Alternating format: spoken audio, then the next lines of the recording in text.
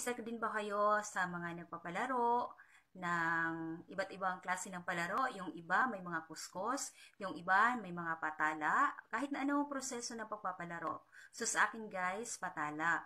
So pag-usapan lang natin ang mechanics sa bawat games. Marami kasi minsan sa mga nagla-live na kapag nagpapalaro tayo, meron doong sa mga sagot na minsan may magko-comment sa atin na nauna ako sis. Yun po ang ating topic. Sa bilang host guys sa ating pagla-live, pag tayo ay nagpapalaro, kung sino po yung una nating makita doon sa ating monitor, ay siya po yung ating winner.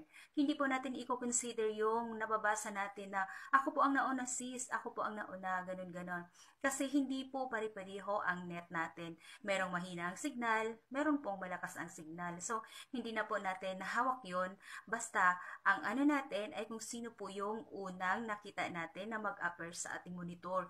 Yun po ang rules talaga guys sa pagla-live para hindi po magulo.